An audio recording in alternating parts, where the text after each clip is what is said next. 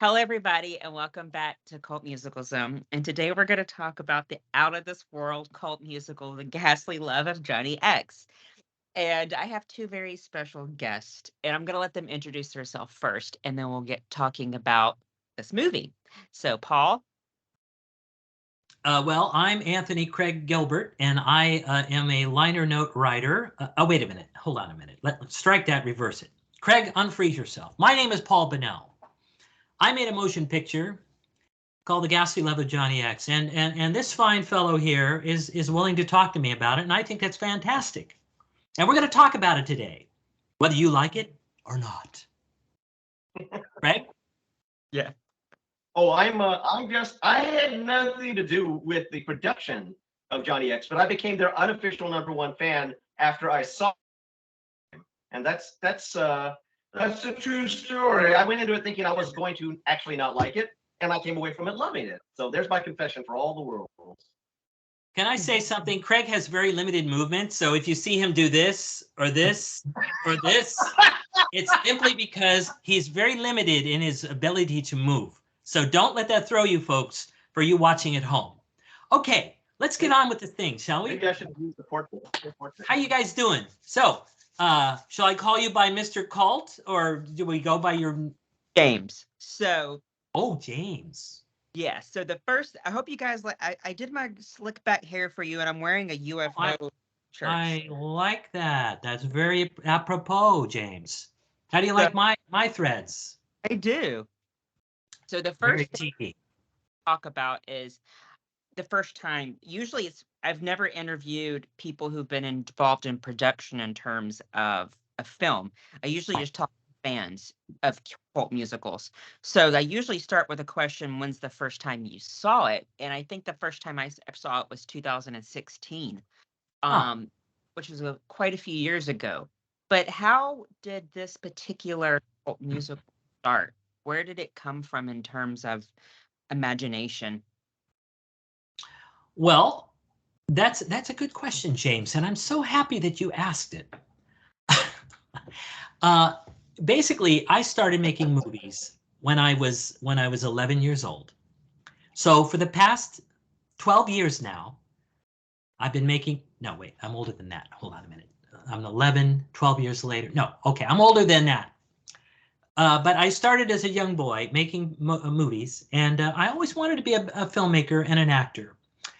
So I made one movie, another movie, and finally I said to myself, you know, one day I want to make a real movie on 35 millimeter film. So that's how The Ghastly Love of Johnny X got started. And it was just the next movie I was going to make, and every movie I made got bigger and more ambitious.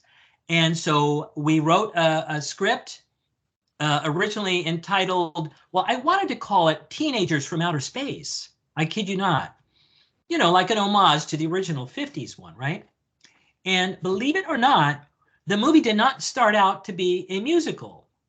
That I'd always enjoyed musical numbers, but the movie started as just a regular story, kind of a 1950s inspired science fiction thing about juvenile delinquents from outer space, or teenagers from outer space, right? So basically, we came up with a concept and we had a script, and I wasn't too crazy about parts of the script, so I thought, wouldn't it be fun if just we don't, because I was telling you this was not a musical, but wouldn't it be just bizarre if out of nowhere the characters come into the diner and they start smashing up the place, and it's a big full-blown musical number to end all musical numbers. So I thought it would just come out of left field. We do the musical number, and it would be done, and it would be over, and no more songs in the movie.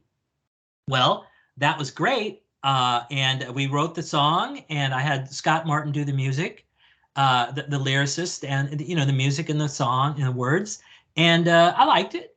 You know, he has a kind of a Broadway, stage background, and I wanted more West Side Story sounding songs as opposed to other types of musical songs. So I wanted something more what do you call it? The theatrical, type musical numbers.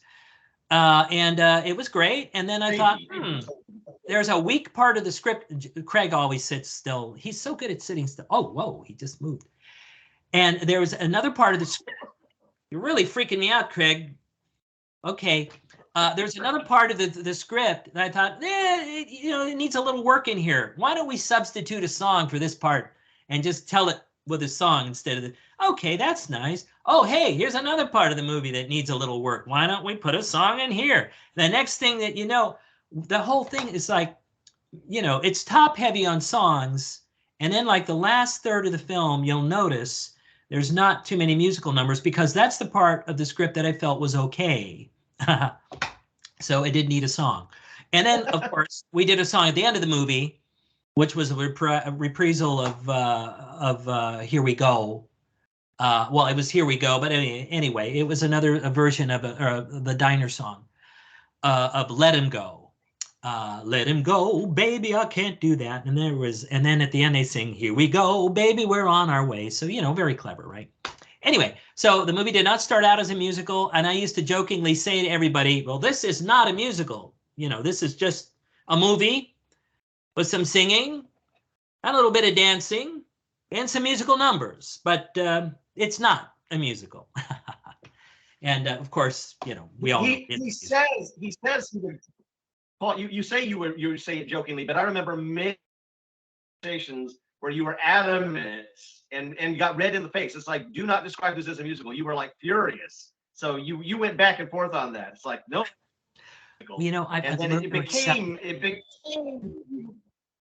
I've accepted the fact that, okay, this is a musical. I've got to come to grips with myself here, okay? And I am thrilled that I made a musical because I actually like musicals a lot. I love all kinds of musicals. I have a very kind of musical sensibility. And even when we're putting the score together by my friend Ego Plum, who did a wonderful score. And it was his first score in a big movie, in a movie, he did some other things, some smaller things, but he always considers Johnny X to be his first real score for a film. And then later on, Richard Elfman hired him to do some work on, I know you've covered Forbidden Zone, which I'm a big fan of myself. And I know Richard. And, here's a funny story.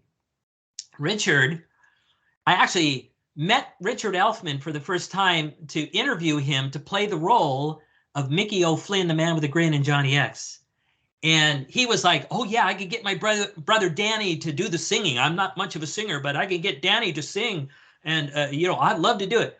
And, I'm sorry I didn't use Richard. And Richard was there at the cast and crew screening. I invited him. And I'm sorry, Richard, if you're watching this. But, honestly, I got a casting director on board later on, a few years later, when we got the movie finished, because you have to remember there was a 6-year hiatus between the initial shoot and then the actors getting older and me getting older. And then 6 years later, we picked up right where we left off. And it's seamless. You would never know it. Right in the drive-in scene. If you look at some of the drive-in scenes, that scene is intercut between 2004 and 2010. They'll be in the car in 2004. They open the door, get out, and they're walking, and it's 6 years later, literally. So, I think the black and white helped quite a bit.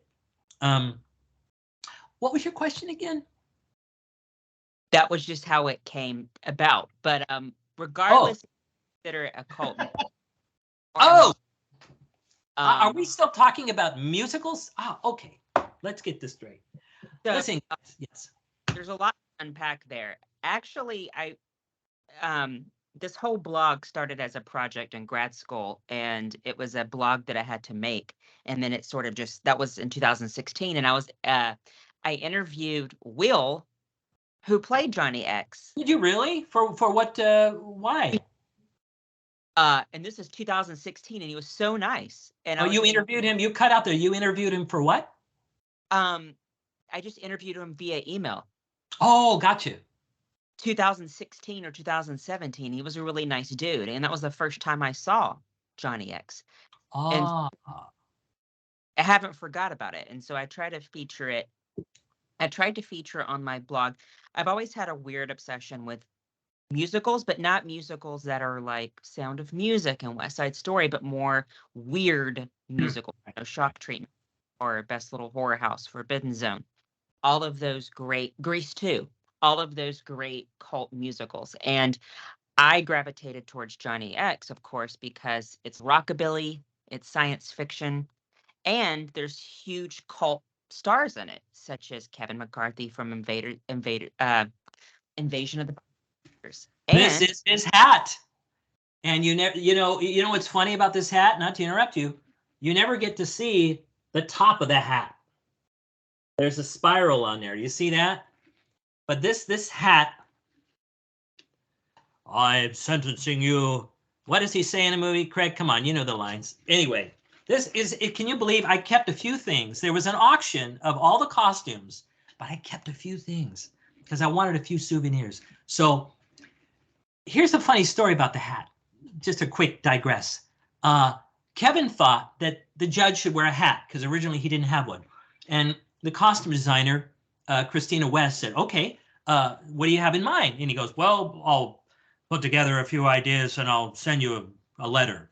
So he sends a letter to the costume designer, and she gets it, and there's a tear sheet of a caricature of the band Devo. And he draws a line to the hat, and he goes, this looks interesting.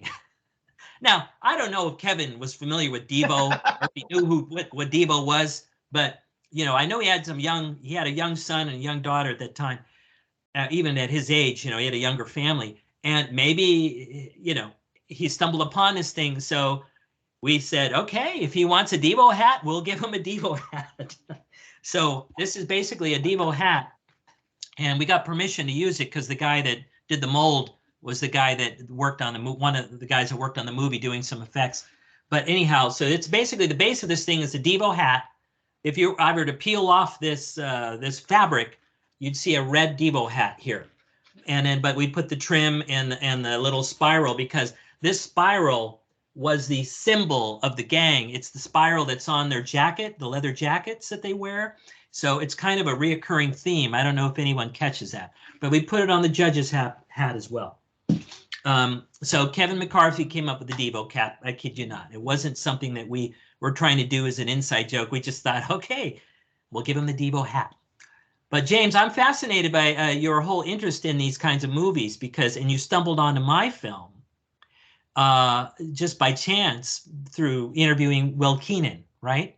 And I saw, and then I wanted to, and I interviewed who became friends with me, the people who started the Phantom of the Paradise, big Phantom Palooza in Winnipeg. Oh boy. I don't know if you know this, but I am the biggest, hugest fan of that movie. And we'll get to that in a second.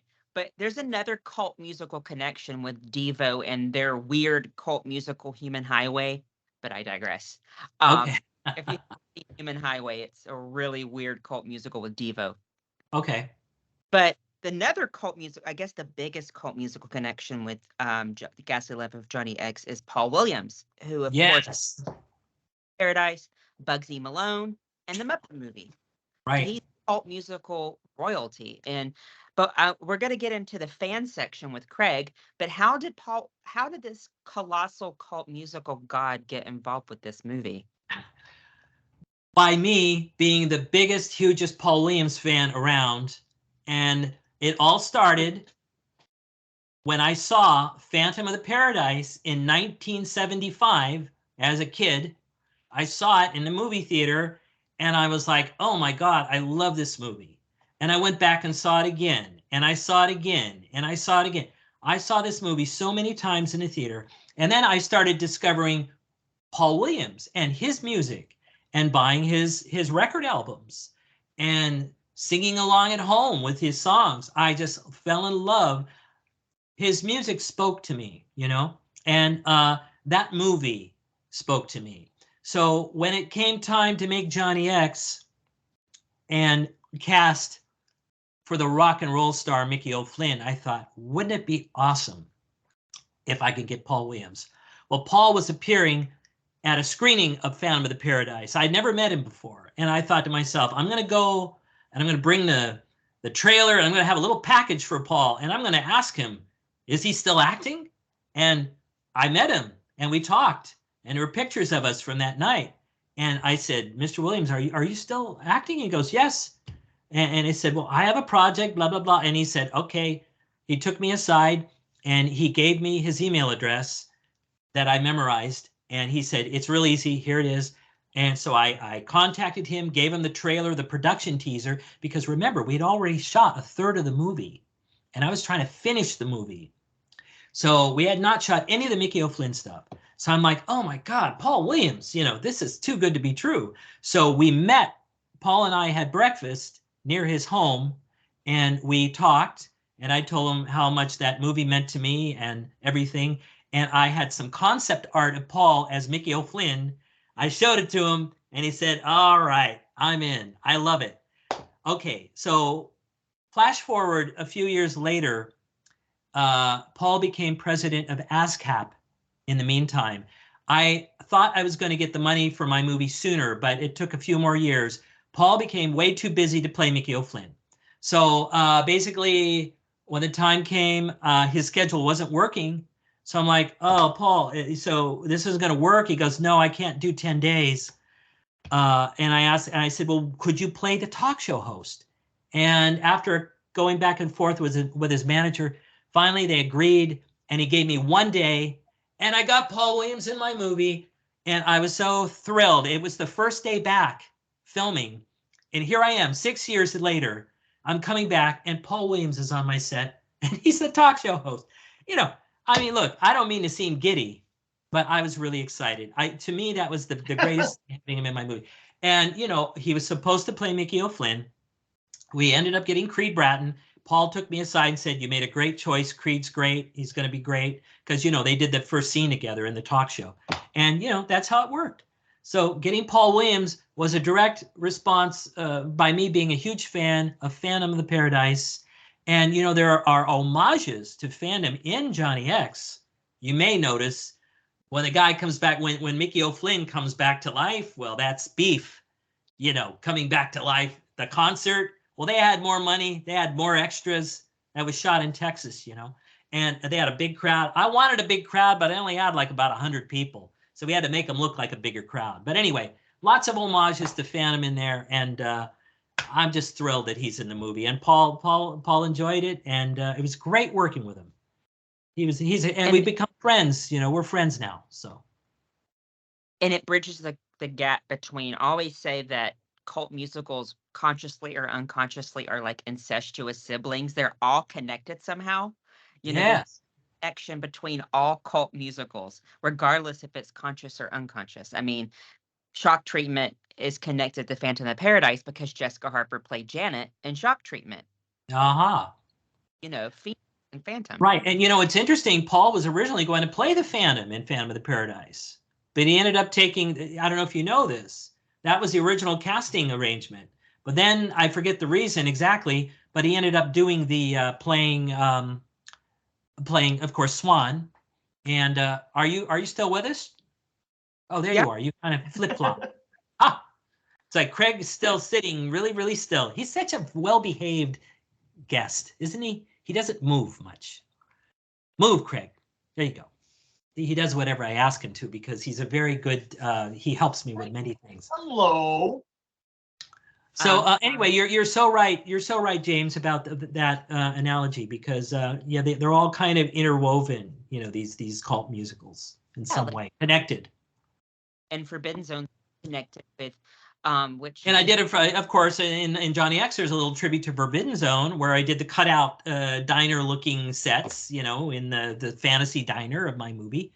I don't think it wasn't quite enough. I don't know if Richard actually got that I was doing an homage to his film, but anyway, it's in there. So, which I think it was a really cool decision. I don't know if because of the I don't think not just because of the whole delay in production, but the black and white, because it is a lost art form and it's a lost medium. And just like Forbidden Zone, and there's the two other sci-fi musicals, Stingray Sam and The American Astronaut, that are Martin. Yeah, I know the director of those movies. Yeah. Oh my God. Yeah, he's a friend of mine. but actually, yeah, all great people, right? I mean, I know a lot of these cult. I know, some other cult directors that have done some big things, but I wanted to make a movie that appealed to like a little bit of everyone. Like it had something for everyone.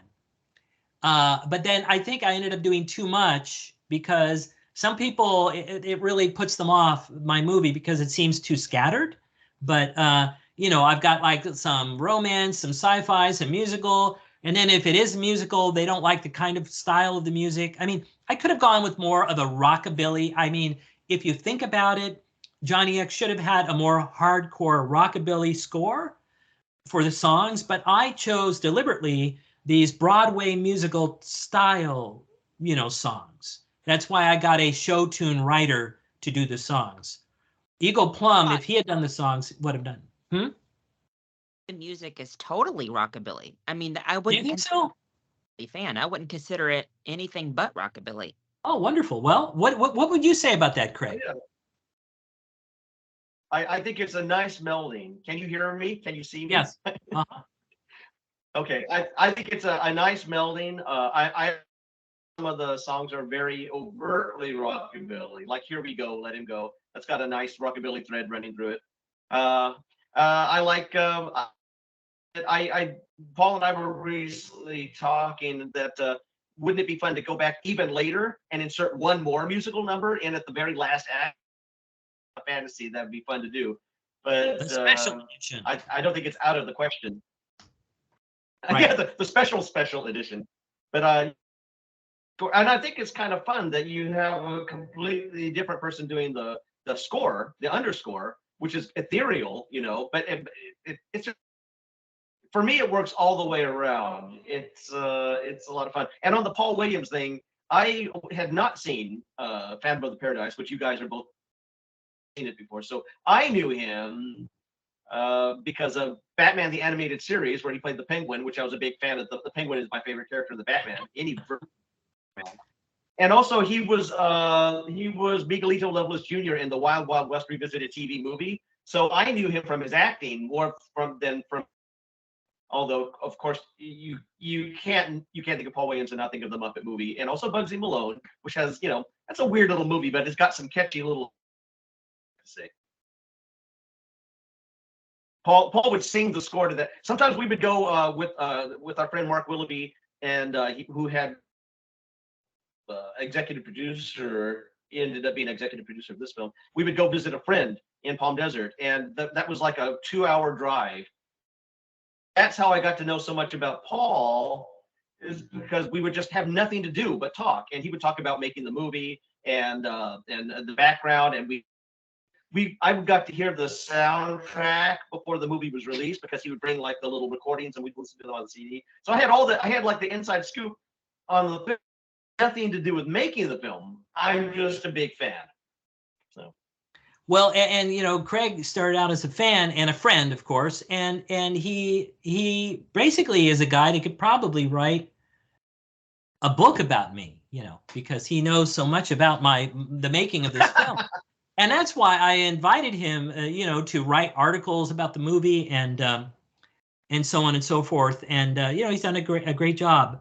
And then just a natural, following this stream of consciousness, I brought him in. I was going through different writers for Rocket Girl, and finally Craig came on board, and it just boiled down to the two of us getting together and rewriting and making the script. And now it's basically Craig and I. We have the script called Rocket Girl, which I think you'll like a lot, James. And there is a musical number in there. Don't you worry now. There's one musical number in there. It's a lot of fun, but I won't give it away. So we hope to make that movie. Musical number. What? There's one big musical number. Yeah, one big musical number, right? But there's a smaller musical number earlier, so there's actually two musical numbers. That's true. There's two. Musical, but Craig, and it's kind of a spiritual successor. Are you coming through okay, Craig? Is he? James? It might help if he turns his camera off. Ah. Well, that's not that. saying anything about the way you look now. Let me see how. Prefer to be audio only, But Try hold turning on your a minute. Let camera, me see. the Turn camera camera off. off. Let me. Maybe your voice will keep carrying through. While he's doing that, whoa. Speak to us, Craig.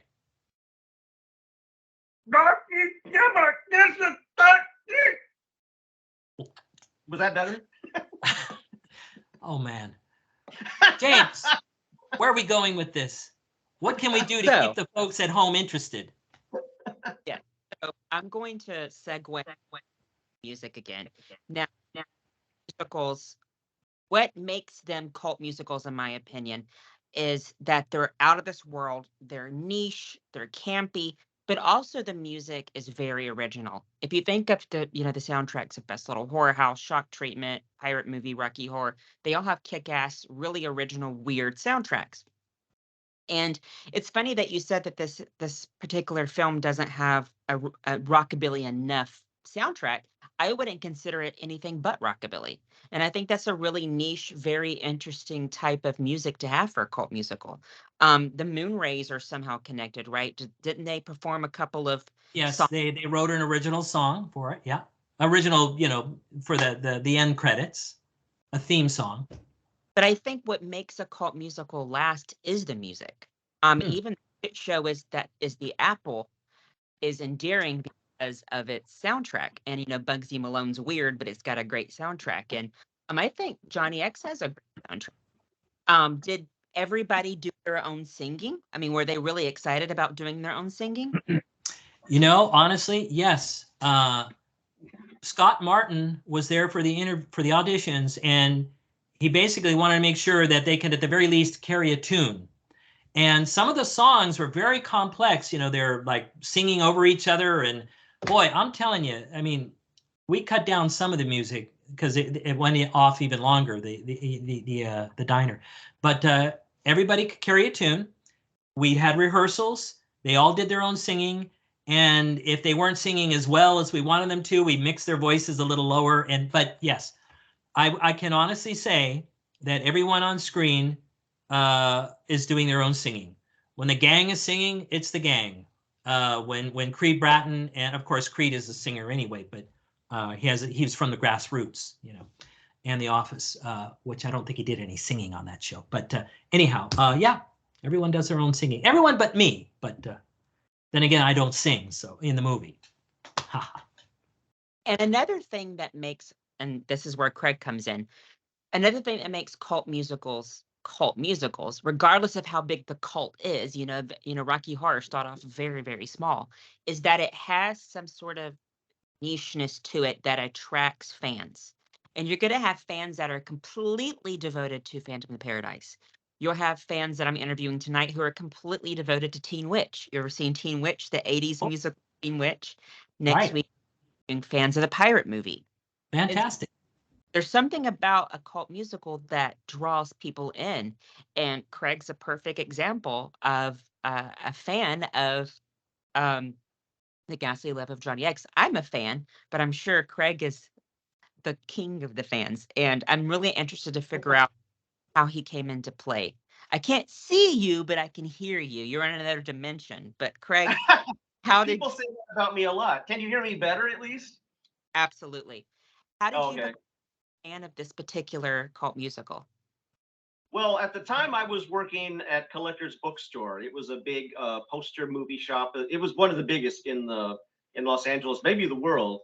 And the owner of that, Mark Willoughby, was friends with Paul. So I met him at the store, but we weren't really friends. I just knew him from visiting the store. We became friends during these trips to see our other friend, Mr. Willis in Palm Desert, which I mentioned. So they were always talking about The Ghastly Love of Johnny X, but I didn't ever visit the set. I had no inkling what was going on. Once in a while, they would send a text going like, "Oh, we're filming here today," or "We're going to film, we're going to be at Bronson Cave," or "We're going to do this on a set." And so I knew what was happening, but I had nothing to do with it. So I was kind of remote. And at the time, they were really excited about it. And Paul had a really great website. So I went and visited the website where they had a really wonderful musical number, I think in its entirety, "These Lips That Never Lie."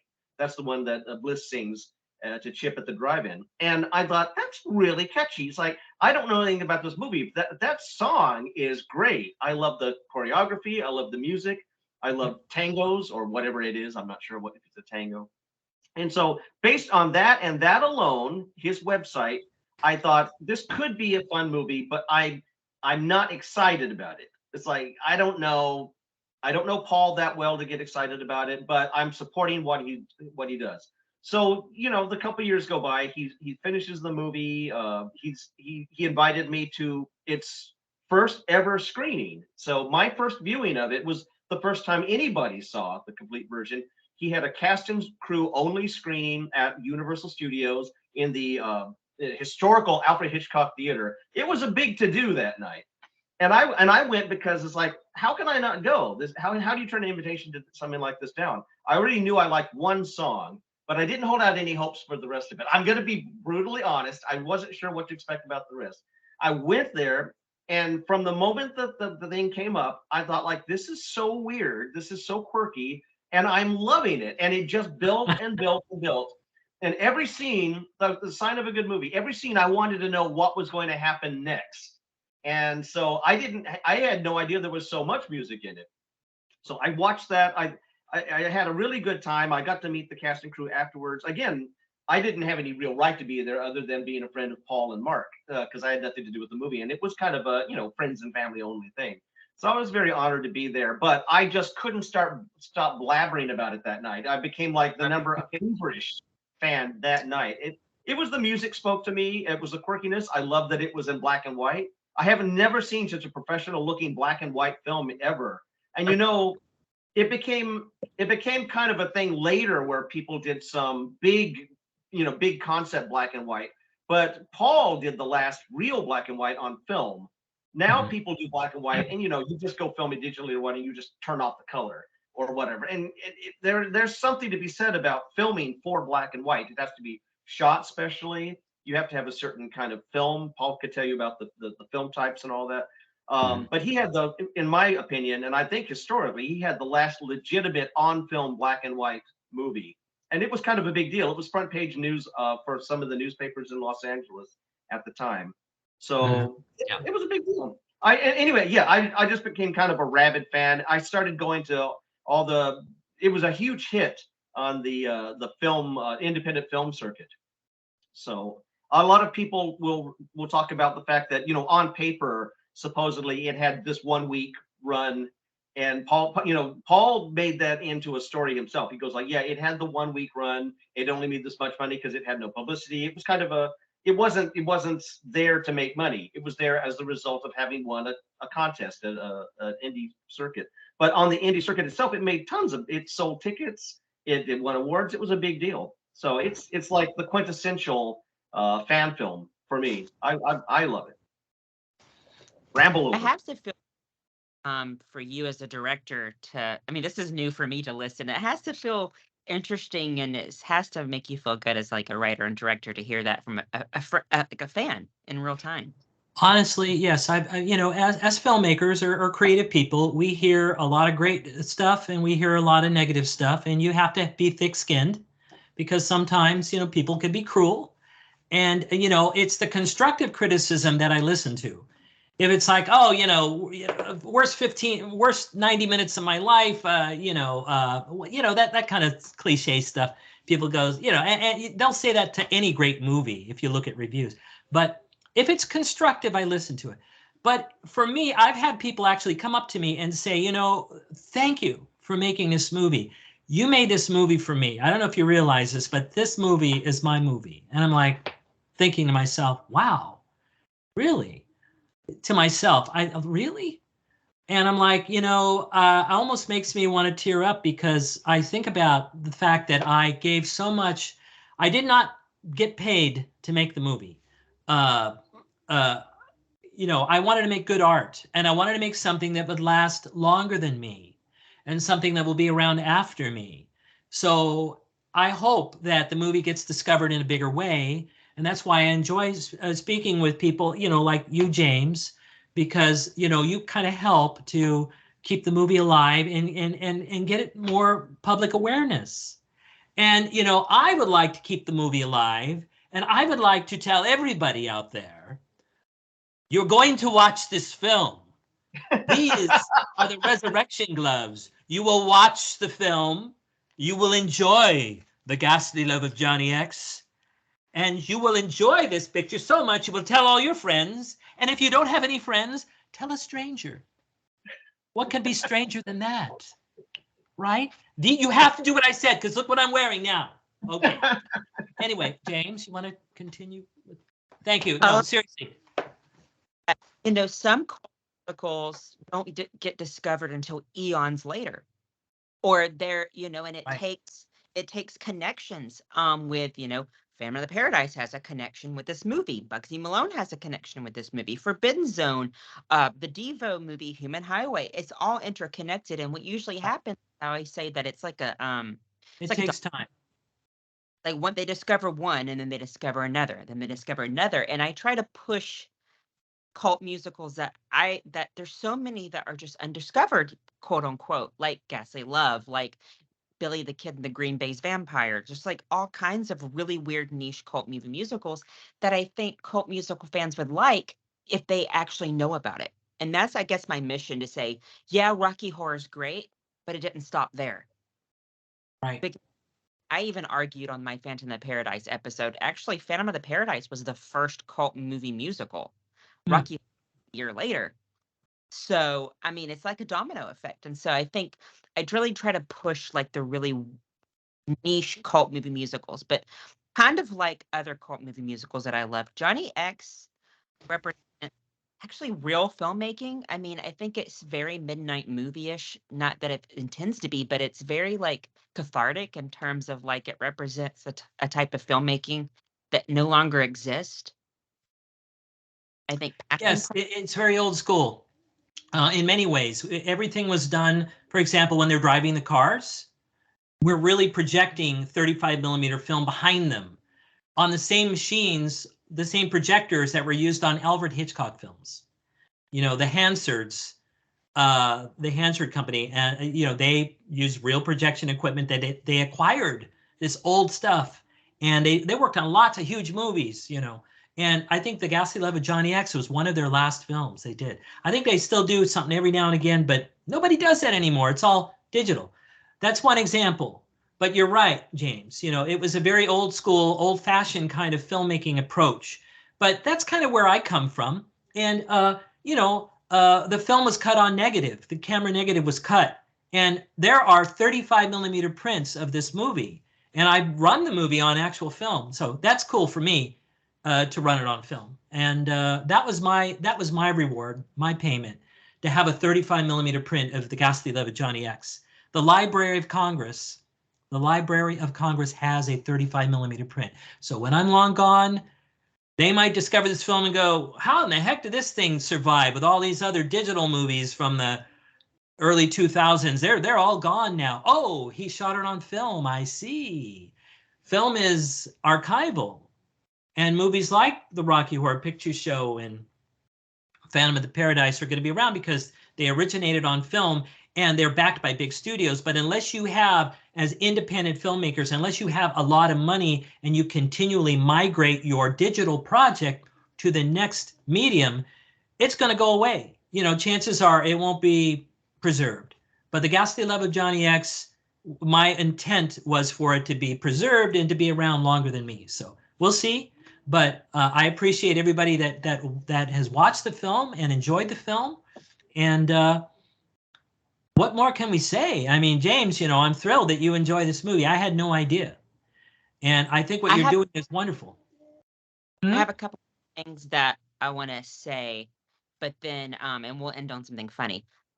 Because a lot of cult musicals are being rediscovered because they're put on Tubi or Amazon Prime. Like I know a lot of people who are just now discovering Rockula and Earth Girls Are Easy.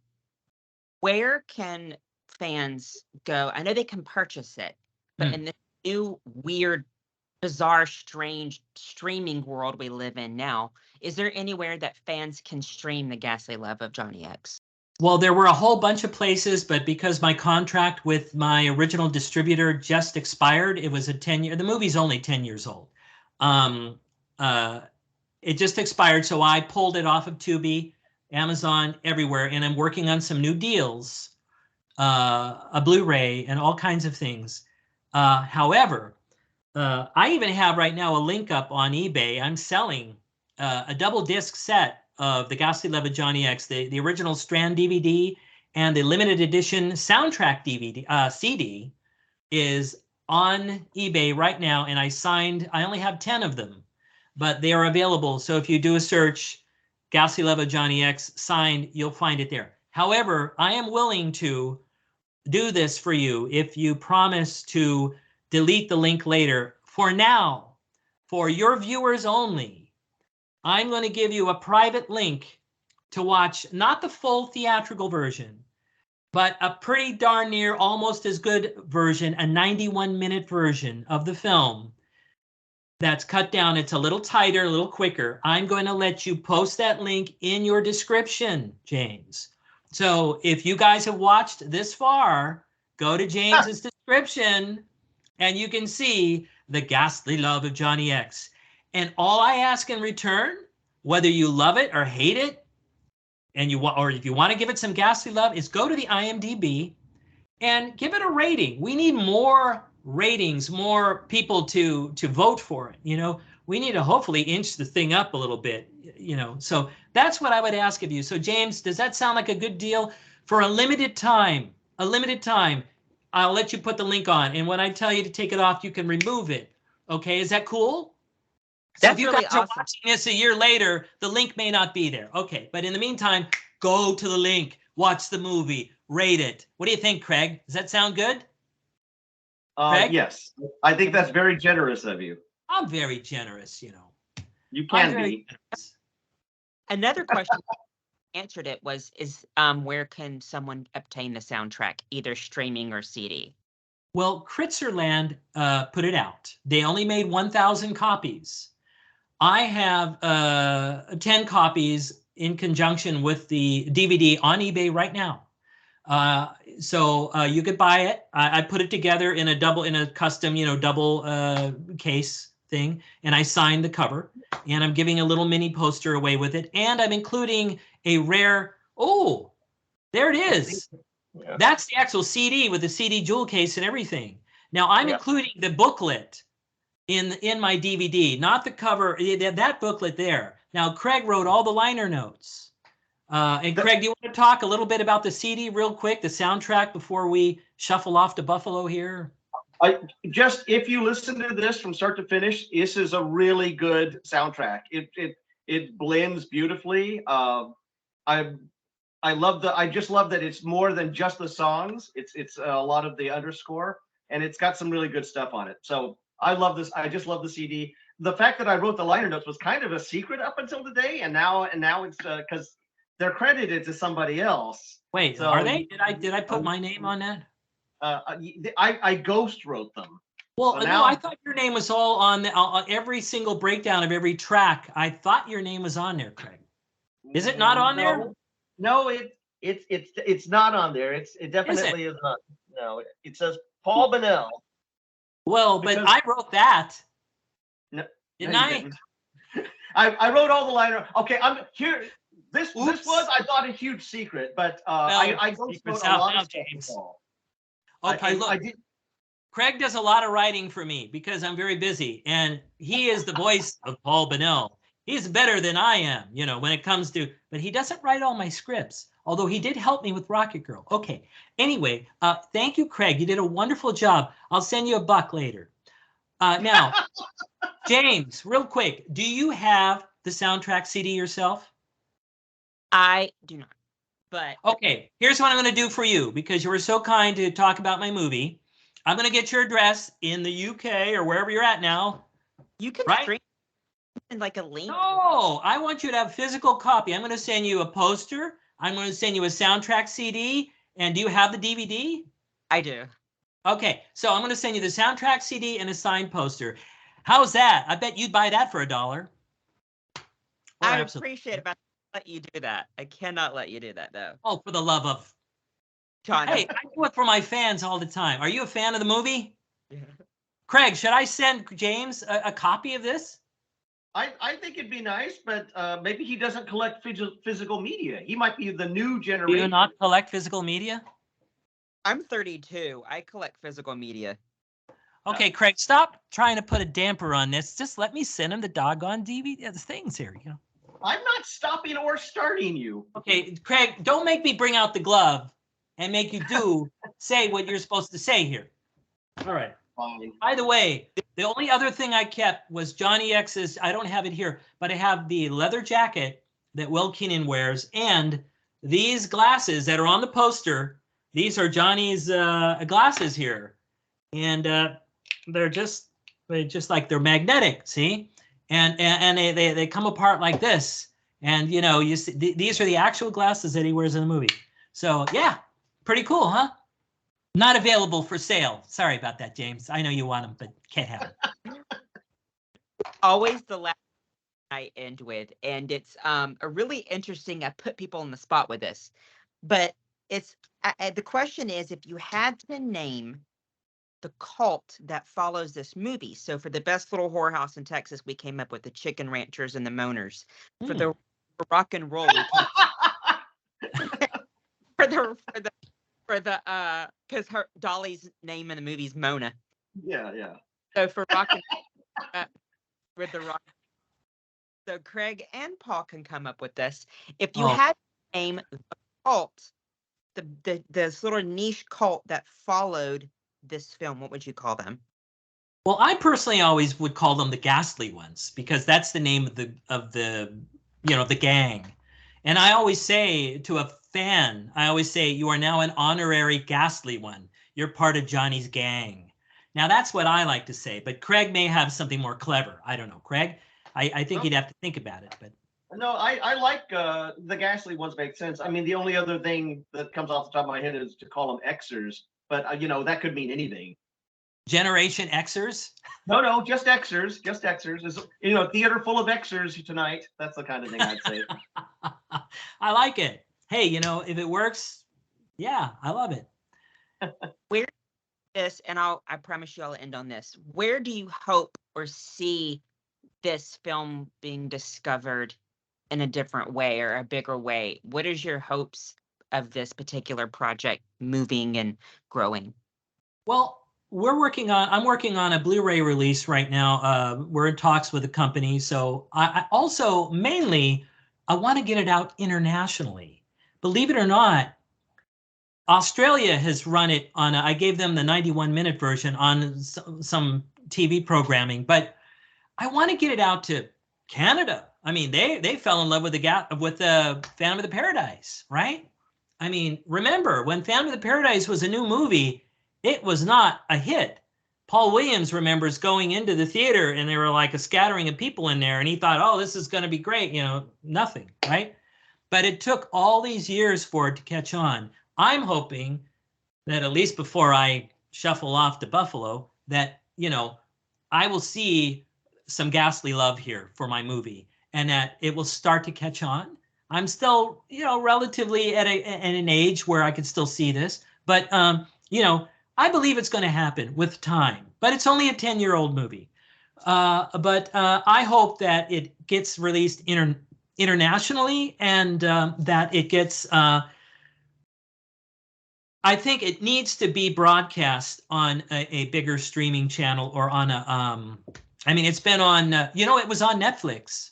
It was on Netflix for 1 year, 2013 through 2014. And that's when I got the most, all of a sudden, IMDb comments started coming in. It's because, well, it had bigger exposure. So the movie isn't, unknown for lack of being a good movie. It's simply not out there enough. So we need to get it out there. And I'm working on a new campaign right now to get it out into the foreign market. And although it's tricky with black and white films, but to get it out into the foreign market and to do our Blu-ray and to get more streaming platforms. So we have a whole new thing coming, hopefully within the next year. And that's why I'm going to ask you to remove that private link, at some point. But for now, your viewers can enjoy it. My gift. And so as long as Mark Willoughby doesn't come knocking on my door, which he might. because he's the producer. He's my very dear friend that gave me the money to make the movie. So, we love you, Mark. There would be no Johnny X without you, and it certainly would not have gotten finished. So bless your heart. Mark Willoughby is the original Xer. Yes. Yes, exactly. So James, I don't know. Does that answer your question? We just want to find a way to get it out there more. You're helping, word of mouth. We just need to find a platform. It frustrates me that, I made this, I put all of this heart and soul and love into this project, and that it just sometimes people just sort of diss it. It just goes over there like these companies. It's like, well, we don't really have interest in that. Oh, it's black and white. Oh yeah, we don't really want to, But I think all they need to do is give it a chance, because it will find its audience once it gets out there. Sure, a number of people are not going to go for it. They're going to think it's too weird or whatever. But we, the lovers of these types of movies, and my film is basically an homage to old movies and all kinds of movies. It's for movie lovers and lovers of musicals and all types of genres, right? So my hope and wish is that the people that are out there that are looking for this film discover it. They're probably my biggest fan next to Craig is in the UK. He loves this movie, big Rocky Horror fan. He reached out, and this guy is like crazy about Johnny X. So I know that if the UK, and it has played in the UK on film in a film festival, they loved it. And they tweeted, it's a crime the Ghastly Love of Johnny X is not available in the UK. Hey, James, you're out there. Maybe you can, get us a screening or get some awareness. I don't know, but you never know. So that's my answer to that. Let's just hope it gets out there and people discover it, the right people that want to find that film. Right, Craig? Right. Don't make me bring the glove. Okay, yeah. And really endearing and really just kick-ass, and I really appreciate you taking the time to talk to me about this undiscovered gem. Well, James, you're wonderful, and for doing what you do, and thank you for what you do, and thank you for allowing me to come on and bring my sidekick, Craig, on with me. Sidekick. No, Craig's a very talented writer, and so we are because Craig's in Vegas. I'm in California. You're in the UK. Wow, this is quite something here. Technology is a beautiful thing, isn't it? It is, and that's how Johnny is going to resurrect. No pun intended. Okay, guys, so you've heard the message. Go to the description, and James is going to post that special link, and you can watch it off of my private YouTube page and enjoy the 91-minute, slightly shorter, 15-minute shorter version. But the songs are still almost always. Do you like the version, Craig, the 91-minute version? I did like the 91-minute version, but as a huge fan, I didn't like anything missing from the full complete version. But the 91-minute version is a fun, quick version. It's got some. I've seen the movie so many times that when there's an edit, I feel the edit. There's a couple of places where there's been a couple of improvements. So the 91-minute version is well worth watching, and I'm not going to say where, because then you're looking for it. But there's a couple places where it's like, whoa, that works really well. And then but for me, I always go back to the original. I like the full version. If all the stuff is intact, every second there.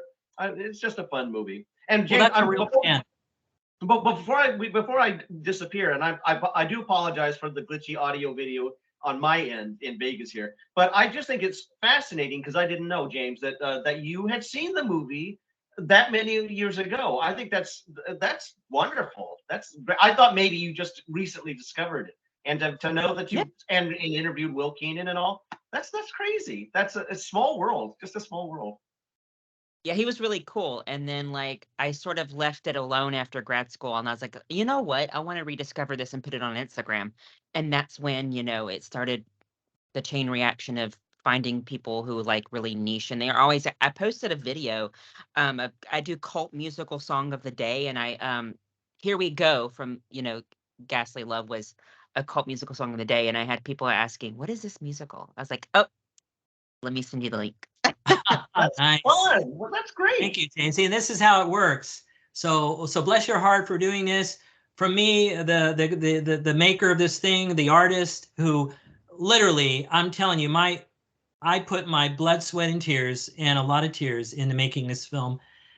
And so I am very, very touched. My only payment is for people to enjoy it. That's it. You know, I left it out into the world. It's not a perfect movie, but you know what? It's the movie I made when I made it, and my next one will be better. But, you know, it's still a really fun movie, and I made it for people to be entertained and to forget about the craziness of the world today. I really was trying to create escapist entertainment to take your mind off of your troubles and to kind of get lost into this other world. And it's a 1950s inspired alternate universe. It does not take place in the 50s, in case you're wondering. Because if it did, certain things like little plastic water bottles and Paul Williams with his pierced ear would not be in the movie. But, you know, see, those are little clues. Anyway, I digress. But thank you, James. Thank you for listening, you at home. And now go watch that movie. Bye, guys. Bye now. Nice meeting you. Thank you so